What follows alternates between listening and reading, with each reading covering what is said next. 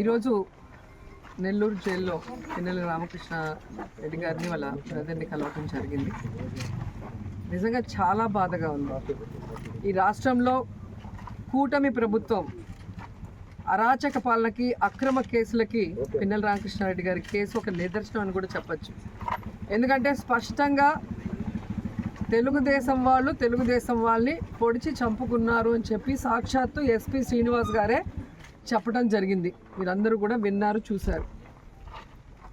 పచ్చపత్రిక అయిన ఈనాడులో పెద్ద అక్షరాలతో రాశారు, ఆధిపత్య పోరులో తెలుగుదేశం కార్యకర్తల్ని వాళ్ళే పొడిచి చంపేశారు అని చెప్పి. ఇంత క్లియర్ కట్గా ఒకే పార్టీలో వాళ్ళకి వాళ్ళు కొట్టుకొని చచ్చి వాళ్ళే పొడుచుకుంటే సంబంధం లేని మా నాయకుడిని ఈరోజు పిన్నెల రామకృష్ణారెడ్డి గారిని వాళ్ళ బ్రదర్ని అరెస్ట్ చేసి వేధించడం ఎంత దురదృష్టకరం ఒకసారి చూడండి. ఎందుకంటే చంద్రబాబు నాయుడు కూటమి ప్రభుత్వం అధికారంలోకి వచ్చిన రోజు నుంచి పిన్నెల రామకృష్ణ గారి కుటుంబం మీద ఏ విధంగా కక్ష సాధిస్తున్నారో మనం అందరం చూస్తున్నాం. 16 నెలల్లో 16 కేసులు పైగా వేసి ఎలా వేధిస్తున్నారో కూడా మనం కళ్ళారా చూసాం.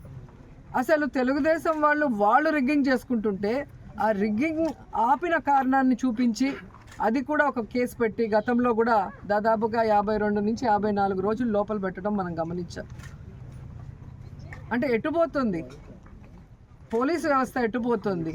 రెడ్ బుక్ రాజ్యాంగానికి అనుగుణంగా లోకేష్ చెప్పిన దానికి తానా అంటే తందానా అన్నట్టుగా పోలీస్ వ్యవస్థ మారిపోవటం చాలా దురదృష్టకరం. కాకి చొక్కాలు వేసుకోవాల్సిన వాళ్ళు పసుపు చొక్కాలు వేసుకొని ఈరోజు అక్రమ కేసులు పెట్టుకుంటూ పోతుంటే ఏం మెసేజ్ ఇస్తున్నారు మీరు? 10 ఇంతలు చేయమనా? పాలిటిక్స్ని భ్రష్టు పట్టిస్తున్నారు. ఎవరైతే ఈరోజు తప్పుడు కేసులు పెట్టి పిన్నెల రామకృష్ణారెడ్డి గారి కుటుంబం మీద లోపల పెట్టి వేధిస్తున్నారో వాళ్ళకి సూటిగా చెప్తున్నాం.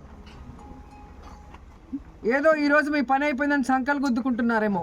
ఇంతవరకు మా నాయకుడు జగన్మోహన్ రెడ్డి గారు చెప్పినట్టుగా ఎవరి జోలికి మేము వెళ్ళలేదు. ఏ పార్టీ అయినా, ఏ కులమైనా, పేదవాడు అర్హుడైతే అన్ని సంక్షేమ పథకాలు ఇచ్చాం, అభివృద్ధి చేశాం. ఎవరి మీద ఒక తప్పుడు కేసు పెట్టకుండా ముందుకు వెళ్ళాం. కానీ ఈరోజు మీరు చేస్తున్నది చాలా తప్పు. దీనికి 10 ఇంతలు మీరు అనుభవించడానికి రెడీగా ఉండండి అని కూడా హెచ్చరిస్తున్నాం. ఎందుకంటే ఈరోజు కోర్టు ఇచ్చింది పిన్నెల రామకృష్ణారెడ్డి గారికి స్పెషల్గా బెడ్డు, భోజనము, ఆయనకి ఇవ్వాల్సినవి ఏమున్నాయో కోర్టు చెప్పిన తర్వాత కూడా లోపల కూడా అవి ఇవ్వకుండా, టిఫిన్ పెట్టకుండా, భోజనం పెట్టకుండా మానసికంగా కూడా ఆ మనిషిని వేధించడం ఎంతవరకు కరెక్టు? చెయ్యని తప్పుకి కేసు పెట్టి లోపల పెట్టారు. లోపల పెట్టిన తర్వాత ఈరోజు కోర్టు ఇచ్చిన ఆర్డర్ని బేఖాతరు చేస్తూ భోజనం కూడా పెట్టడం లేదంటే మీరు ఏం ఉద్దేశంతో చేస్తున్నారో చెప్పాలి. లోపల ఉన్న ఆఫీసర్లు కానీ పైన ఉన్న ఆఫీసర్లు ఒకరి మీద ఒకరు చెప్పుకుంటూ తప్పించుకుంటున్నారు. రేపు ఈ ఆఫీసర్లందరూ ఇక్కడే పనిచేయాల. రేపు మీ పరిస్థితి ఏంటో ఒకసారి చూడండి. ఎందుకంటే ఆఫీసర్లు అన్న వాళ్ళు రూల్స్కి కట్టుబడి పనిచేయాలి. అంతేగాని లోకేష్కి, చంద్రబాబు నాయుడుకి భజన బ్యాచ్ లాగా పనిచేయకూడదు. ఈరోజు రాష్ట్రంలో మీరు చూస్తే ఆడపిల్లల్ని వేధించేది తెలుగుదేశం వాళ్ళు, ఆడపిల్లల్ని రేపులు చేసి చంపేది తెలుగుదేశం పార్టీ వాళ్ళు, గంజాయి డ్రగ్స్ ముఠాలని నడిపించేది తెలుగుదేశం పార్టీ వాళ్ళు, అక్రమంగా ఈరోజు బెల్ట్ షాపులు మద్యాన్ని ప్రవహింపజేసేది తెలుగుదేశం పార్టీ వాళ్ళు, ఇల్లీగల్గా ఇసుక నమ్మేది తెలుగుదేశం పార్టీ వాళ్ళు. చేసే తప్పులన్నీ తెలుగుదేశం వాళ్ళు చేస్తుంటే వాళ్ళని పట్టుకోవడం ఆపేసి, వాళ్ళ మీద కేసులు పెట్టడం ఆపేసి ఈరోజు తెలుగుదేశం పార్టీ వాళ్ళు మాకు వీడు నచ్చలేదు, వీడి మీద కేసు పెట్టు, కేసులు పెట్టుకుంటూ మా నాయకుల్ని ఇబ్బంది పెట్టాలి, అలాగే రాయలసీమకి, ఆంధ్రాకి, ఉత్తరాంధ్రకి అన్యాయం చేయాలని ప్రాంతీయ అసమానతల్ని కల్పిస్తూ వాళ్ళకి గొడవలు పెట్టాలనుకుంటే మాత్రం వీళ్ళని తరిమి కొట్టేది ఖాయం. అండ్ పిన్నెల రామకృష్ణ గారి కుటుంబానికి వైఎస్ఆర్సీపీలో జగనన్న నుంచి మేమందరం కూడా పార్టీ మొత్తం ఆయన వెనుకున్నాం, ఆయనకు అండగా ఉన్నాం. పార్టీ పెట్టక ముందు నుంచి అన్నతో నడిచిన వ్యక్తి, పార్టీ కమిట్మెంట్ ఉన్న వ్యక్తి. అలాంటి మంచి వ్యక్తిని తప్పుడు కేసు పెట్టి లోపల పెట్టడం మీరు చేసిన పెద్ద తప్పు. ఇప్పటికైనా సరిదిద్దుకోండి, లేదంటే దీనికి 100 రెట్లు మీరు అనుభవించాల్సి వస్తుందని కూడా హెచ్చరిస్తున్నాం. మొన్న చూశాను నేను భోగాపురం ఎయిర్పోర్ట్ గురించి. సిగ్గు లేకుండా సెంట్రల్ మినిస్టర్ రామ్మోహన్ రావు గారు, అచ్చెన్నాయుడు వీళ్ళందరూ కూడా చంద్రబాబు నాయుడు కృషి చేశాడంట. ఏం కృషి చేశాడు నాయన? ఎన్నికలు ఉన్నాయంటే నెల ముందర రాయటమా? ఇలాంటి రాళ్ళు రాష్ట్రం మొత్తం వేశాడు. ఏ రోజు ఏ రాయికి పనిచేయలేదు. జగన్మోహన్ రెడ్డి అక్కడికి వెళ్ళి ల్యాండ్ అక్విజిషన్ చేయటం కానీ, అక్కడున్న రైతులకి కాంపన్సేషన్ ఇచ్చి పునరావాసం కల్పించడం దగ్గర నుంచి, దానికి అమౌంట్ని కేటాయించి దాన్ని శరవేగంగా పనులు చేయించడం అనేది అందరూ గమనిస్తున్న విషయం. అండ్ సాక్షాత్తు జిఎంఆర్ హెడ్ మల్లికార్జున గారే చెప్పారు కదా, ఆ రోజుల్లో వైఎస్ఆర్ గారి చేతుల మీదుగా శంషాబాద్ ఎయిర్పోర్ట్ కట్టాను, ఈరోజు ఆయన కొడుకుల చేతి మీదుగా భోగాపురం ఎయిర్పోర్ట్ కడుతున్నా, నాకు చాలా హ్యాపీగా ఉంది అని. ఇంత స్పష్టంగా వాళ్ళు పబ్లిక్గా మీటింగ్స్లో చెప్పిన దాన్ని ప్రజలు వినలేదనుకున్నారా, చూడలేదనుకున్నారా, లేదా మతి మరుపులు ప్రజలకు అనుకున్నారా? సిగ్గు లేకుండా అబద్ధాన్ని చెప్తున్నారు. ఇదే రామ్మోహన్ గారిని నేను సూటిగా ప్రశ్నిస్తున్నా, మీకు దమ్ము ధైర్యం ఉంటే ఆల్రెడీ చంద్రబాబు నాయుడు అదే సమయంలో నెల్లూరులోను కుప్పంలో కూడా ఎయిర్పోర్ట్ కడతానని రాయేశాడు కదా. మరి భోగాపురం కట్టగలిగిన వాళ్ళు ఎందుకు ఇవి కట్టలేకపోయారు? మీ అబద్ధాలు నమ్మటానికి ఎవ్వరు లేరు. మీరు నిరూపించుకోవాలి అంటే ఈ నెల్లూరులో ఎయిర్పోర్టు, కుప్పంలో ఎయిర్పోర్టు మీ చంద్రబాబు నాయుడు స్టోన్ వేశాడు కదా 2019లో, దాన్ని పూర్తి చేసి చూపించండి. ఈ రామ్మోహన్ రావు కేవలం మైకుల ముందు మాట్లాడటానికి తప్ప పనిచేయడానికి పనికిరాడు అని నేషనల్ మీడియానే ఏ విధంగా గడ్డి పెట్టిందో మీరు చూశారు. మొత్తం దేశంలోనే మన రాష్ట్ర పరువుని ఈ మంత్రి గారు ఎలా తీశారో అందరూ చూశారు. ఇంకా సిగ్గు లేకుండా ఆయన అబద్ధాలు మాట్లాడుకుంటుంటే ఇలాంటి వాళ్ళని ఏం చేయాలో అర్థం కావట్లేదు. నాకు తెలిసి విదేశాల్లో అయితే ఇలా తప్పుడు వాగ్దానాలు చేసే వాళ్ళని, అబద్ధపు మేనిఫెస్టోలు ఇచ్చే వాళ్ళని, ప్రజల్ని మోసం చేసే వాళ్ళని ఎత్తి లోపలేస్తారు జైల్లో. ఇక్కడ వ్యవస్థల్ని మేనేజ్ చేసుకోవటం, ప్రజల్ని మోసం చేయటం, వెన్నుపోటు పడటం వీళ్ళకి అలవాటైంది. కానీ ప్రజలు ఇంకా సహించే పరిస్థితిలో లేరు. మొన్న ఈ మధ్య మీరు చూశారు కదా, మెడికల్ కాలేజ్ ప్రైవేటీకరణ విషయంలో కానీ, రైతుల విషయంలో కానీ ప్రజలంతా రోడ్డు మీదకి వచ్చి ఈ కూటమి ప్రభుత్వం మీద ఎంత కోపంగా ఉన్నారు, ఎంత ఆవేశంగా ఉన్నారో కళ్ళారో చూశారు. కాబట్టి వీడు పవర్ఫుల్, వీడు ఊర్లోంచి బయటకు పోవాలి. వాళ్ళు రాసిచ్చిన పేర్ల మీద మీరు తప్పుడు కేసులు పెట్టుకుంటూ ఈరోజు అక్రమంగా అరెస్టు చేసి లోపల పెడితే భయపడి పారిపోతామా?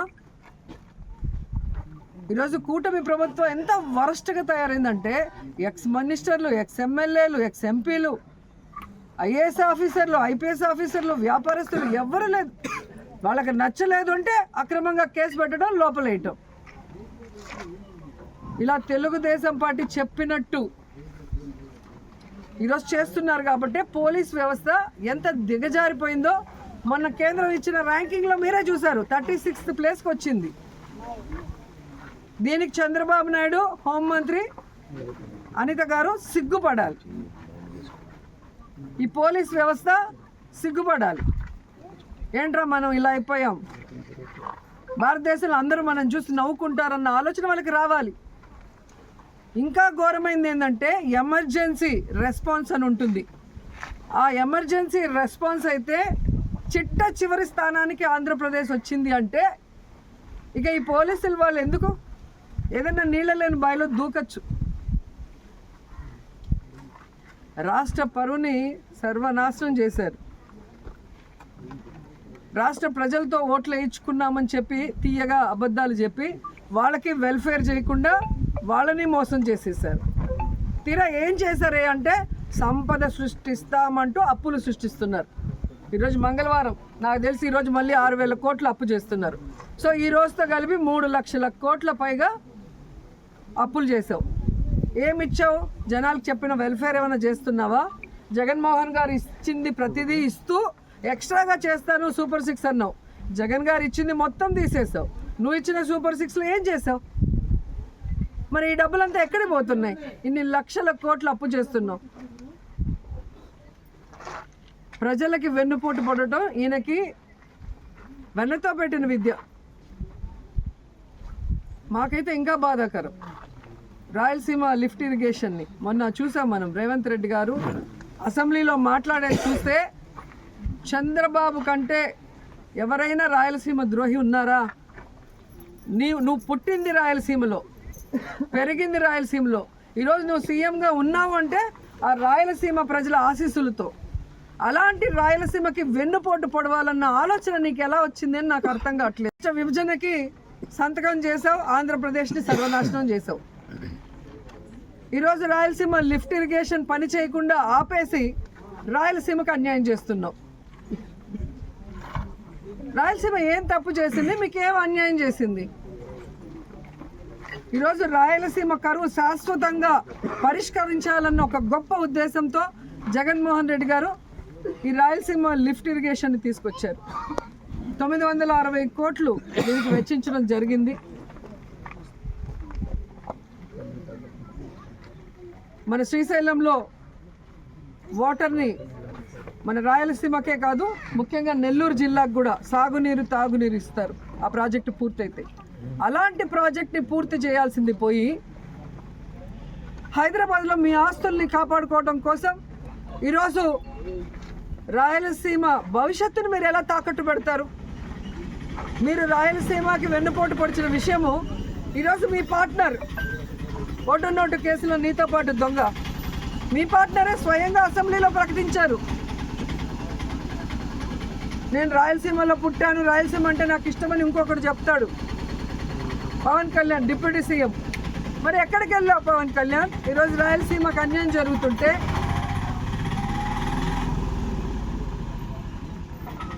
ఈరోజు రాయలసీమకు వెన్నుపోటు పోస్తుంటే చంద్రబాబు నాయుడు గారు ప్రశ్నించకుండా కత్తందిస్తున్నావా? దీనికోసమైనా నువ్వు పార్టీ పెట్టింది? దీనికోసమైనా నువ్వు కూటమిలో చేరింది? దీనికోసమైనా చంద్రబాబు నాయుడిని గెలిపించింది? ఇంకా 15 సంవత్సరాలు చంద్రబాబు నాయుడు ముఖ్యమంత్రి చేయడానికి పనిచేస్తూనే ఉంటారు. దేనికి?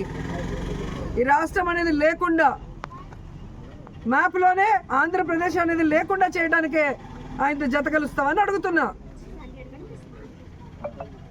మీరు వచ్చింది రాష్ట్రాన్ని బాగు చేయడానికో, రాష్ట్ర ప్రజలకు మంచి చేయడానికో కాదనేది అందరికీ అర్థమవుతుంది. కేవలం కక్ష సాధింపులు, రెడ్ బుక్ రాజ్యాంగం అంటూ ఏ విధంగా విచ్చలవిడిగా అరాచకాలు చేస్తున్నారు, అన్యాయాలు చేస్తున్నారు, దోపిడీలు చేస్తున్నారు, ప్రజలందరూ గమనిస్తున్నారు. ఖచ్చితంగా నేపాల్లో లాగా మిమ్మల్ని కూడా తరిమి తరిమి కొట్టే రోజులు చాలా దగ్గరలో ఉన్నాయని కూడా హెచ్చరిస్తున్నాం. చరిత్ర సృష్టించినోడు ఇప్పుడు ఆ చరిత్రని తిరగరాయబోతున్నాడు. అబద్ధాల గోడల్ని బద్దలు కొట్టి నిజాలను రాగా మీ ముందుంచబోతున్నాడు. నిజమైన వార్తల కోసం వెంటనే డౌన్లోడ్ చేసుకోండి రా యాప్ని.